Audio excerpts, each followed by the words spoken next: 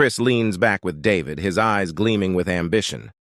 He declares they need not one, not two, but 3 androids to assist the supercomputer in their grand scheme, while Chris focuses on exposing the Z fighters and their powers through an exclusive interview with Master Roshi. He unveils his master plan. I'll take over the remnants of the Red Ribbon, pharmaceuticals, and transform it into the illustrious Red Wing Corp, Chris proclaims with a sense of impending wealth. We shall specialize in selling prosthetic limbs and cybernetics for those in dire need. We're going to make it rain, baby. As Chris unveils his stolen research from Dr. Hedo and Dr. Gero, David interjects with a puzzled expression, questioning the need for androids. Chris fixes him with a stern gaze, explaining, little brother, this is going to be a battle of epic proportions. It's androids versus the Z fighters, taking down the families who profited from our suffering. We need to be cautious, but we also need to do some good in this messed up world. And hey, those androids will assist the supercomputers in churning out even more androids. Meeting at the lab after the Grand Red Wing Corp announcement, David is met with a surprising sight. A tall, white-haired woman with piercing blue eyes, clad in nothing but a towel, stands before them. Chris greets her with a smirk, exclaiming, "Glad you could make it, my dear. Behold, the first of our biological androids, with the digital mind of Dr. Gero. Introducing Dr. Rego. The stage is set for a wild ride of scientific innovation and revenge.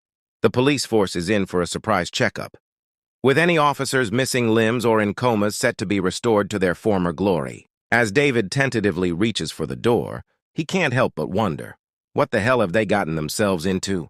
Chris beckons to David, exclaiming, "Hey, buddy, hold on to your socks because this is the absolute best part." He instructs David to take a seat and orders Rego to hustle and get dressed. Rego, somewhat confused, agrees, while David eagerly awaits the next bombshell. Suddenly, Chris bellows, "Step into the limelight, Pales and Azalil."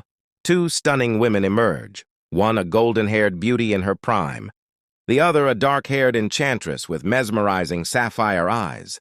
They could pass as twins. Chris points towards them dramatically, commanding, "Introduce yourselves, ladies." And just as David is about to inquire about their identities, Chris reveals, "Those, my friend, are the other 2 androids. Now brace yourself, because I'm about to pull off the heist of the century." 3 freaking spaceships? Chris paused and told David, "The twins have to stay with you while Rego stays with me." Before Chris could finish his sentence, David interrupted, "Like hookers, bro," in the most upset tone. Chris shot back, "No, bro. We need to show them how to act like normal people so our covers won't get blown." Stupid. David, realizing his mistake, replied, "Oh, my bad, big bro." Chris sighed and said, "I doubt the supercomputer is that freaky, bro. Plus, these are bio-androids. Relax, we're going to be more like co-workers." Time skipped, and Chris was driving Rego home in a pink van. Rego remained quiet, and Chris didn't break the silence. Eventually, Rego spoke up. "I'm not controlled by the supercomputer. Once I make a few androids, am I free to go?" As Chris parked the van in the parking lot of his apartment complex, he replied, "I'm not your overlord. I'm just setting this in motion and moving on." Rego put a finger on Chris's lips and asked, "Are you free to go with me?" Chris responded, "We can talk about that after we get all this work done." Rego nodded. Fair. Going over to David's house, the twins were all over the place. Pales bombarded David with questions, while Azalil watched videos on female hygiene. David, trying to manage the chaos, got an idea. "Pales, go to the living room and sit on the couch," he instructed. Pales complied, and David handed her the remote.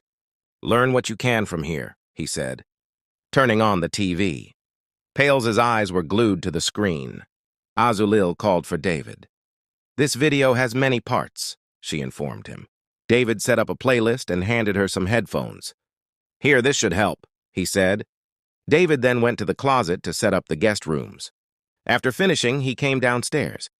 "Pales, Azalil, pause the videos and come with me," he called.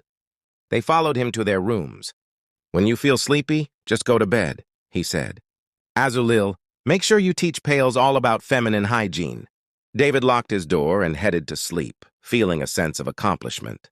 Chris rose with the sun, its golden beams peeking through the blinds, illuminating the room. He stretched, casting a glance at Rego, still in dreamland on the couch.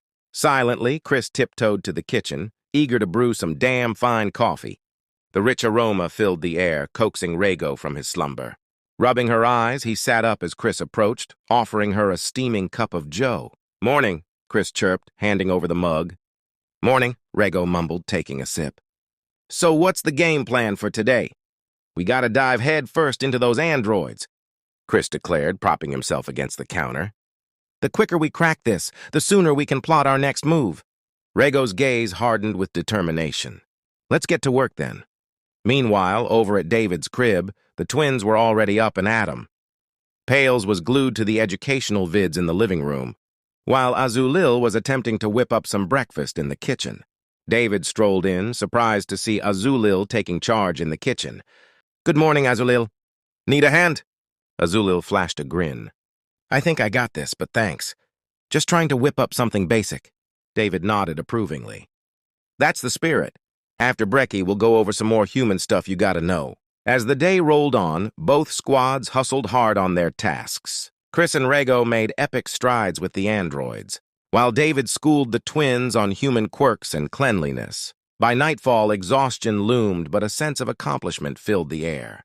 Chris and Rego lounged on the couch, dissecting their progress, while David and the twins chilled in the living room, catching a flick. "One step closer," Chris remarked, eyeing Rego. "We're on the damn brink." Rego nodded, a grin tugging at his lips. "Hell yeah, we are." Chris and David kicked back on the balcony of Chris's pad, soaking in the scene. As David sparked up a cig, Chris cracked open a cold one, plotting their next move. "We gotta focus on social skills next." "And we scored sweet digs in the Red Wing headquarters for some shut-eye," Chris mused. "Plus, you got your news gig to juggle." Dave. "But hey, do you really want to know what I've been up to?" David shot Chris a pointed look, his curiosity piqued. Chris spilled the beans on crafting fake identities for the androids, pulling off data heists and even swiping some sweet rides. David's only response was a handout for another brew, prompting Chris to fetch 2 beers and light up a fresh smoke. "What's the next move?" David inquired. Chris outlined the plan. The girls would handle some heavy lifting, whip up some androids, and hand over the spaceships to Cell by the end of the day since he's already back. "Cheers to that," Chris toasted, clinking his beer against David's.